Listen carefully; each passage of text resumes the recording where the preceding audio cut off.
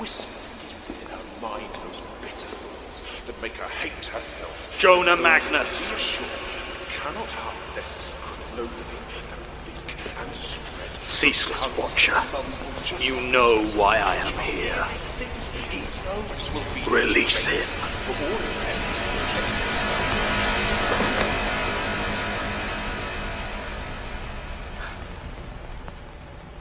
Jonah Magnus. John? Is that you? I was having the most wonderful dream. Get up. What's going on? Where? Oh, I see. It's over. Is it? Yes. Yes, I suppose it must be. Where's Martin? I rather thought he'd be the one to do the deed. I see. Going it alone, are we? Probably for the best. Empathy only holds you back in the end. You failed. Have I? Immortality. It's impossible. Even without me, nothing escapes entropy. Not forever. Not even fear. Yes. Pity. I suppose I always knew that, deep down. But it was wonderful while it lasted. I've seen more than I could have lived in 1,000 lifetimes, and every moment was Shut so... up! It ends now. All of it. I am going to take this world that you used me to create, and I am going to burn it out. It's the only way. I'm going to leave it a barren, lifeless void, cold and unafraid, and then finally, when everyone's gone and I am all that's left, I will have the satisfaction of knowing that I'll be leaving these things that you serve trapped and starving in their own private hell. That we serve. Not for much longer. I wonder if they're even capable of fearing their own ends. I look forward to finding out. Look, John, as fun as all this melodrama is enough. We both know that you don't have it in you. That was for Sasha. John, wait! For Tim. Please, John, For Gertrude. And all the others. please, John. I don't want to die. Neither did they. But no one escapes at the end.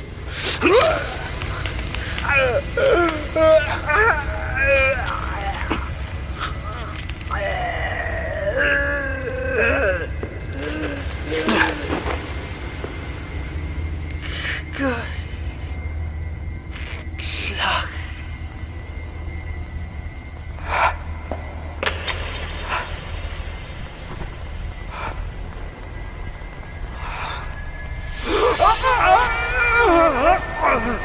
The flames keep burning, retching on the smog. Hide. It is not real, but still it comes falling through the pitch black dark.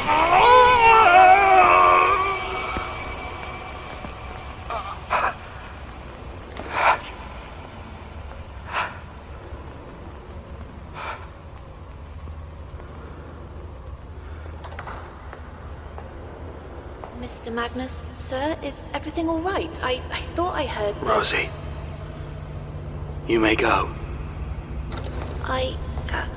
I'm sorry, Mr. Sims, but I was... You are dismissed. Right. Yes, of course. Sir. Thank you.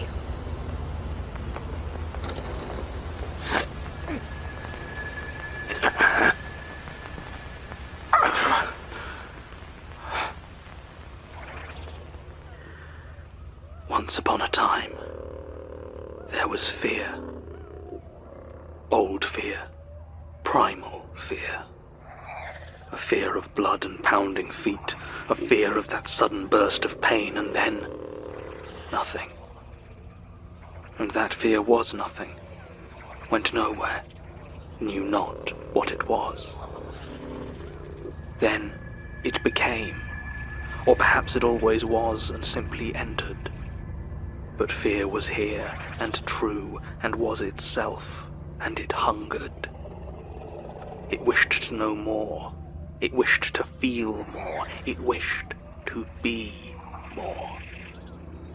And to those things that hurried through the grass, that shivered through the night in their burrows and their caves because they knew the dark held flashing talons and shining eyes, they fed the fear. It was blunt and it was simple, but still it was solid enough to satisfy. And the thing that was fear was sated and content. Then came minds that knew it differently. They grew slowly, over the millennia. Inch by inch they found new things to dread. The fear of their own end, of the things that lived in the darkness, became a fear of the darkness itself.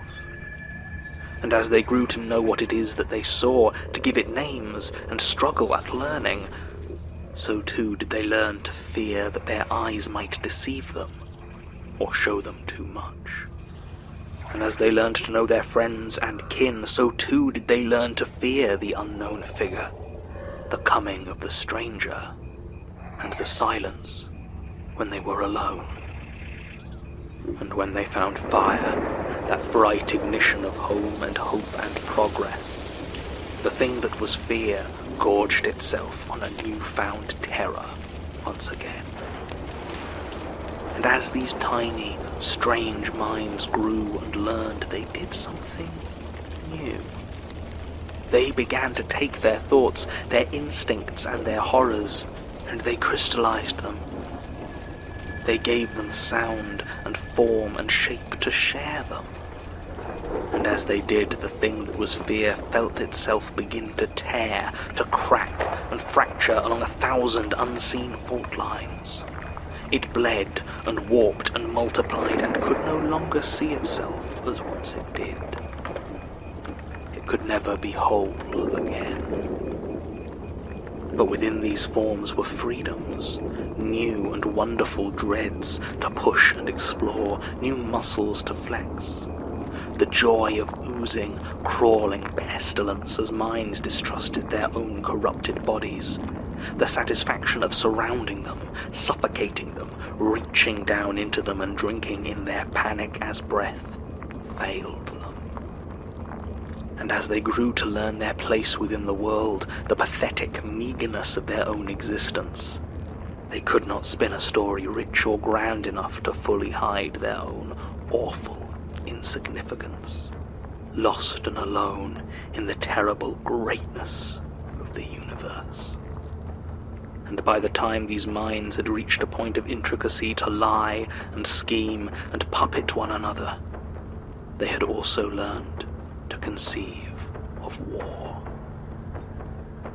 And as the things that were fear hovered at the edge of the world, the flowing horror of these minds nourished them, swelling some and withering others, pushing and pulling the shattered, swirling mass of terror into ever newer and undiscovered forms. And something else began to happen. Some minds did not simply recoil from them and feed them. Some seemed almost to call them, to court them, to hunger for them in return. Minds that saw the faces of the things that were fear and were compelled, as much as they were repulsed. Whether or not they knew what it was they did, they called out, and they were answered. Time is different for fear, and it cannot be said exactly who was the first to open themselves and be filled with the power of terror. A hermit, huddled in a pitch-black cave through winter, who emerged and brought the depth of night with him, wherever he trod. A pestilent chieftain who found her breath sloughed from her body and rotted whatever it touched. A warrior driven from their village who found their face as smooth and shifting as the sands of their home. Which came first does not matter.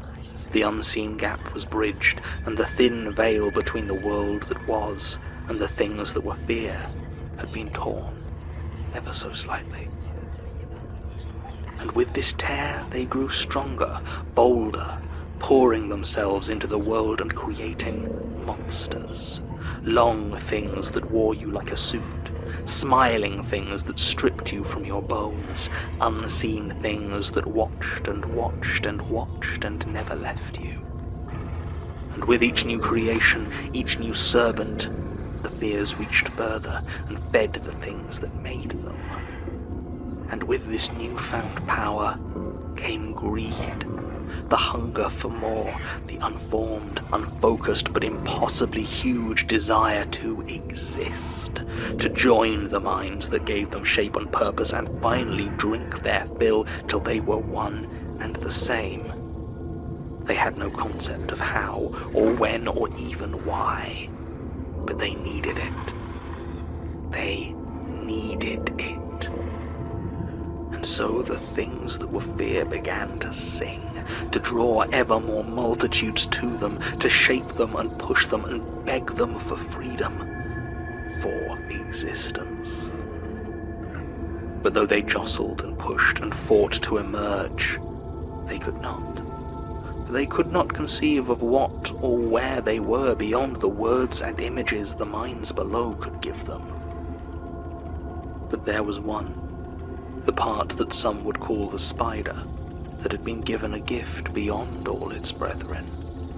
The minds that feared grew suspicious of their own schemes, of connections and consequences, and over time these suspicions became threads, then webs, then nerves that granted the spider, the mother of puppets, the hidden machination, a mind of its own, to plot and plan and draw its own connections, its own conclusions.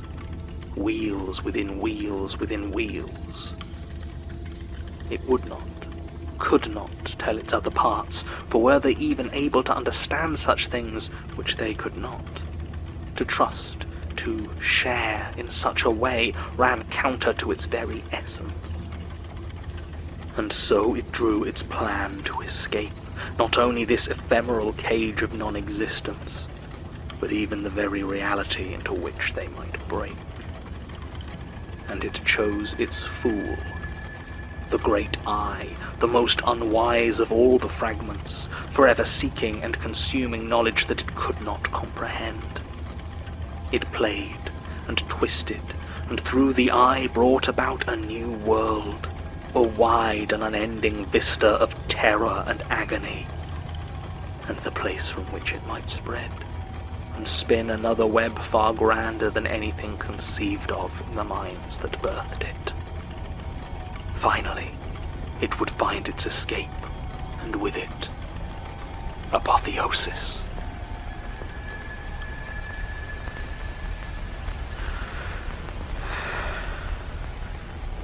No, it won't.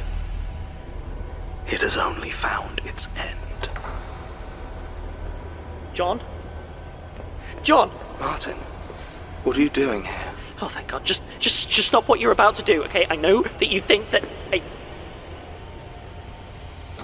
What's that? Elias. Jonah Magnus. He's... You didn't. I'm sorry, Martin. You didn't. No. This is... You can't. I did. I am. Why? You know why. I can't let them out. I can't. Not again. What have you done, John? Go tell the others. It's over. No, you don't understand. What? I'm sorry, John. I'm so sorry. I saw you had gone, and I knew that you couldn't help yourself. You never could. I knew you'd lied to me, that you were going in alone. Martin, what did you do? I told them to go early. to do it straight away and I'd keep you talking until they were done. Oh, Martin. I didn't think you'd go through with it, not without me. I can't believe you'd do this, that you'd leave me like this. You swore to me. You swore to me, you bastard. Martin, I'm still here. Are you?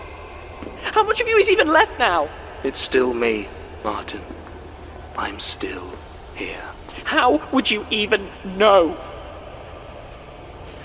I'm sorry, Martin, I am, but it's done. You can hate me, you can scream at me, but it won't change anything. I had to do this, and you promised. Don't you dare say that. Don't you dare. I'm sorry.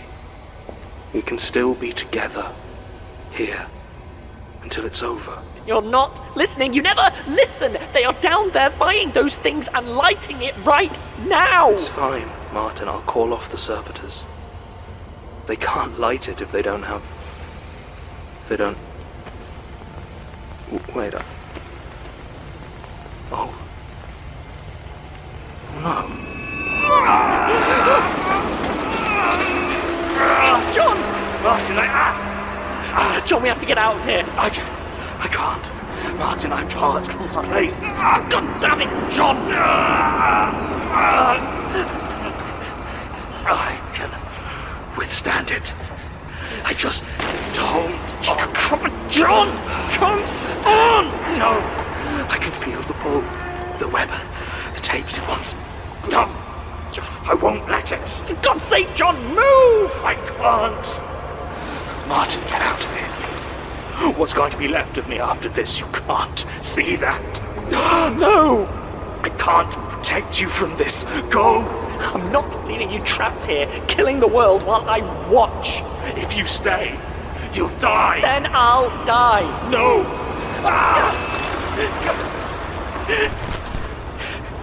Martin, please. I can't lose you. Not like this. Tom. Okay.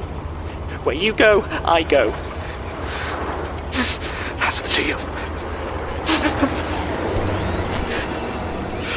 Okay. What? Do it. The knight's just there. Let them go. I'm not going to kill you. Cut the tether. Send them away. Maybe we both die. Probably. But maybe not. Maybe everything works out and we end up somewhere else. Together? One way or another. Together. I don't think I can. It has to be you. The eye won't let me do it. Are you sure about this? No. But I love you. I love you too.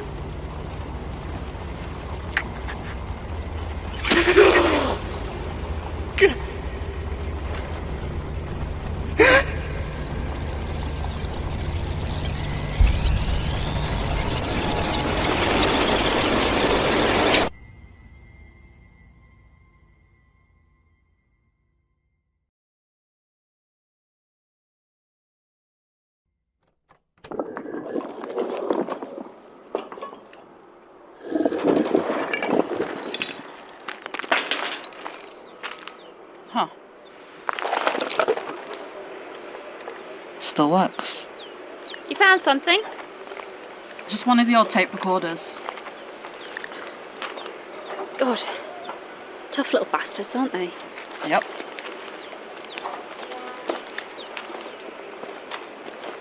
No luck? No, still no sign of them. No bodies though. It's a good sign, maybe. Maybe.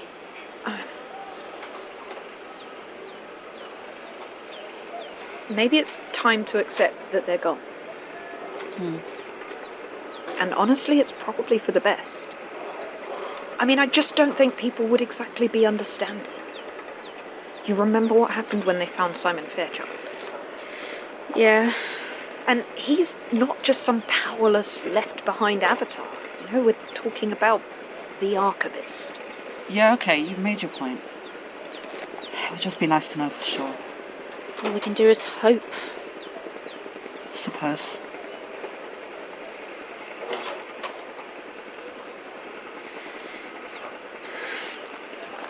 We should go. It'll be dark soon and we still need batteries for the nightlights. And I'm sure Rosie's keen for us to take the Admiral back off her hands. She's alright. He's calmed down a lot. Thank God for tin tuna.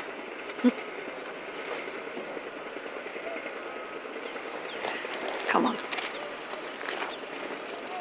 What do you want me to do with this? Leave it. We're done with tapes. Want me to smash it? I think we can probably just turn it off. Okay.